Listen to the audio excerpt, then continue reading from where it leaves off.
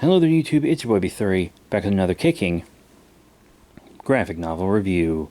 Today we are looking at the Hellboy Omnibus Volume 2, Strange Places. Yes, I've actually already recorded this review once, but a lot of my equipment was acting up, and some of this equipment is really old. I have retired it. This is new equipment that I'm talking into right now, which I already had. I was just trying to continue to use my new stuff till it conked out because I knew it was coming, and it's finally gotten to the point where it's pretty much useless, unfortunately. So now I'm all in on this. Anyhow, let me read you the back of the book. The greatest turning point in Hellboy's life forces him out of the Bureau and sends him from Africa to the high seas by way of the bottom of the ocean. And pause, we're already pausing. This is why I don't read the back of these books before I read them anymore, because him quitting the Bureau is kind of a significant moment in this, and I'm very glad it was a surprise when I read it. Anyway, continuing with the back of the book. Although most of this 416-page book is drawn by Mignola, legendary artist Richard Corbin makes an appearance, and Into the Silent Sea, co-written and drawn by Grant Gianni, is reprinted in paperback for the first time. Having learned of his fate as the Beast of the Apocalypse, Hellboy tries to return to business as usual, facing off first with a demon, and then a group of Nazis, calling otherworldly forces to Earth. Hellboy departs the Bureau for paranormal research and defense, only to find he can't outrun his destiny, no matter how far he goes. The 4-volume Omnibus series, combined with the 2 volumes of the complete short stories, collect all of Mignola's award-winning Hellboy stories in chronological order, reprinting Conqueror Worm, Strange Places, and Into the Silent Sea, and the stories Right Hand of Doom and Box Full of Evil from Hellboy, The Right Hand of Doom, and Being Human from b.r.p.d. Being Human from Dark Horse Comics. Alright, I'm going to try to go through this relatively quick because it is a big omnibus, and Hellboy is probably also one of the greatest comics ever written, so you should read it yourself. I'm reading the omnibuses in order. The stories in this one are The Right Hand of Doom, Box Full of Evil, Being Human, Conqueror Worm, The Third Wish, The Island, and Into the Silent Sea. With, of course, Mignola's perfect art. Just perfect. So in The Right Hand of Doom, we see Hellboy talking to this priest, and the priest's ancestor was kind of supposed to take Hellboy out when he was a kid to prevent him from bringing on the apocalypse. And that, didn't really seem to happen. Plus, we do get some recapage here, especially about the goddess Hecate, who is going to make some appearances in this.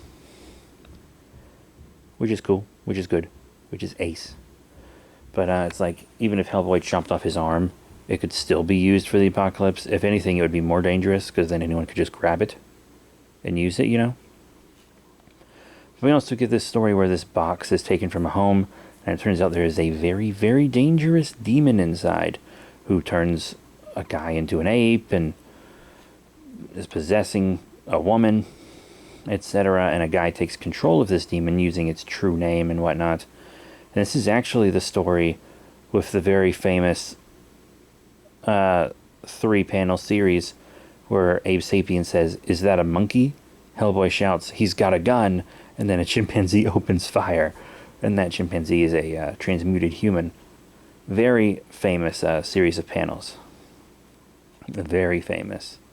So we get to see like Hellboy's crown and Abe Sapien get tortured, Hellboy's crown removed from his person and put upon this other demon, which actually kind of is what saves Hellboy, oddly enough. And of course we do continue on into the next story. You see we have Being Human, which has Hellboy taking Roger, the homunculus, out into the field to do some field work. And they stop this woman who's like torturing the soul of her father and his family because she wasn't allowed to be part of the family. Very good, interesting story with excellent art. The art is not Magnola's, but it's still really good. Still really good. Anyhow, we of course move into Conqueror Worm, which is where Lobster Johnson comes into play.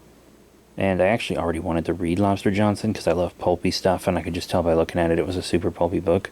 Then I found out it's part of the Magnola-verse, which makes me very happy. So Lobster Johnson does spin out of Hellboy, but Lobster Johnson was fighting Nazis during World War II. And then he, his men, and all the Nazis that were in this tower all died in a big battle. And now repercussions from that battle are kind of like coming back to haunt the world. They launched a rocket into space from this castle and this tower.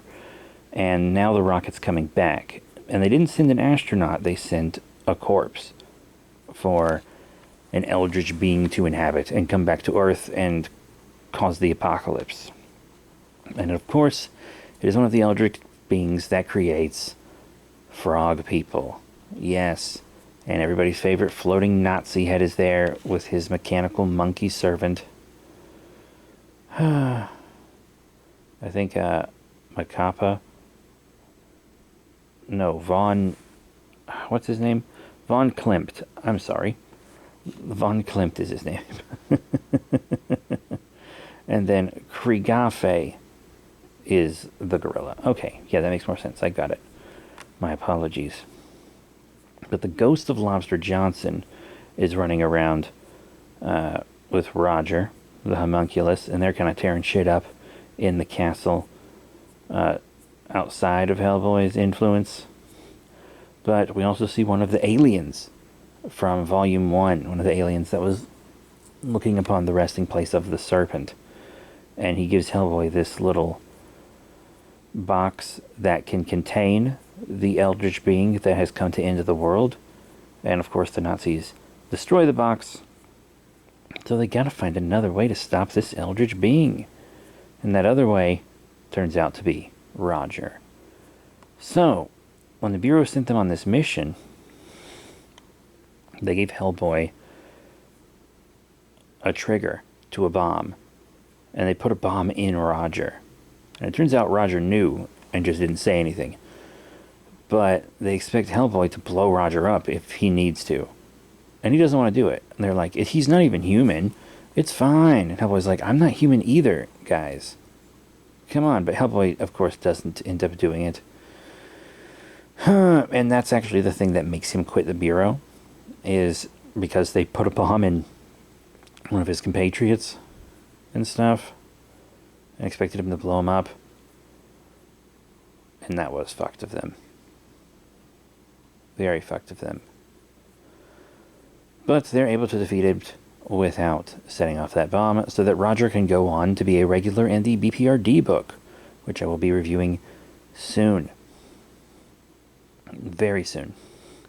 Of course, we see Hecate and Rasputin a little bit more, and, well, Rasputin's ghost, I guess. And Hecate is now one with the iron being that was created. And she kind of wants to be like Hellboy's queen at the end of the world. Also, props to Magnola for drawing Baba Yaga correctly, aka with the saggiest of Tibble Bigleys. We, of course, get Hellboy traveling the world after he quits the b.r.p.d. And he, goes on this trek across Africa. And I really like the Africa stuff in other volumes, because we have, at the time of recording this, reviewed Volume 1 of the Hellboy Omnibus and both the short story omnibuses. So definitely check those out. But we see Hellboy go across Africa, and then we see him with mermaids, which is a very good story about these mermaids with the ironic twists to their wishes that were granted to them for capturing Hellboy. We also see these Fae discussing what to do with Hellboy. Very interesting stuff. Hellboy does, of course, get free of the mermaids. Only one of which was really a real hostile being. And he finds a ship with, a bar inside. And he drinks with all these guys.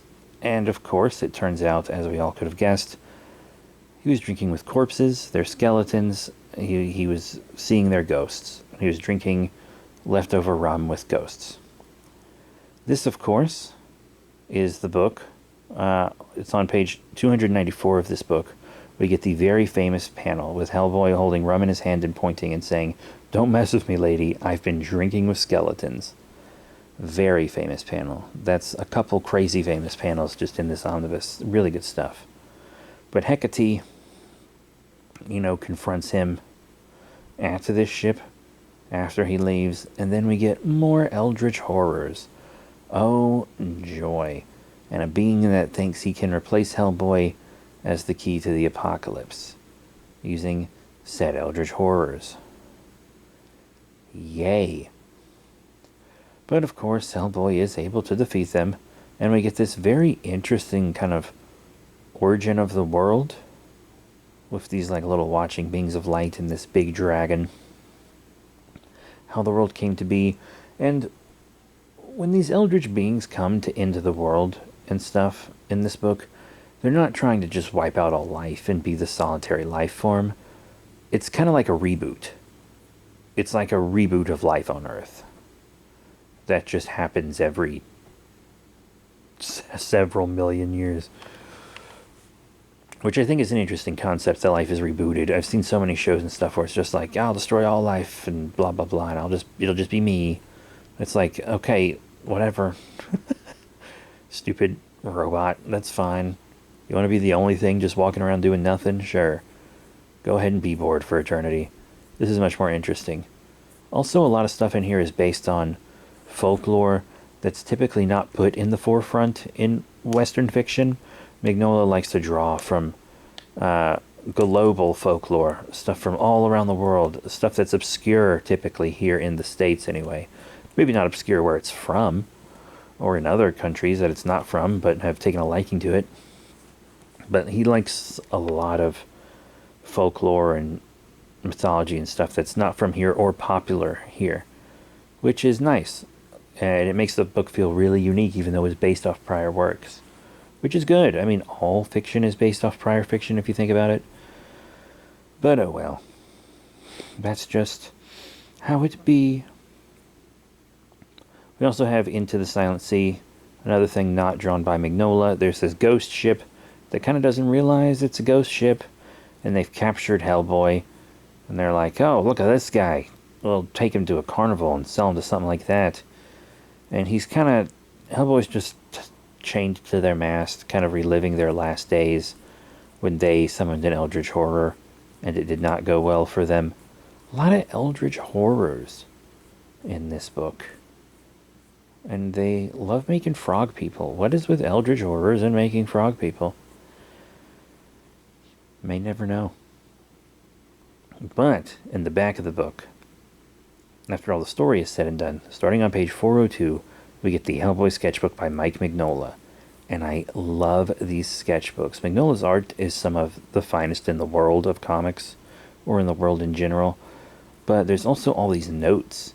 And the notes, I think, are more interesting than the art itself. They really outline Mignola's thought process and whatnot for creating these characters and these monsters and these stories. And it's very, very insightful and interesting.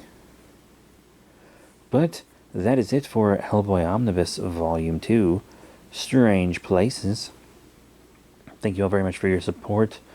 Once again, this one was meant to be out sooner, just like the Alien book, but I had to completely re-record it. And there was also a Spider-Man episode of Amazing Spider-Man Nick Spencer book that didn't record its second half correctly either, and I just recorded the second half.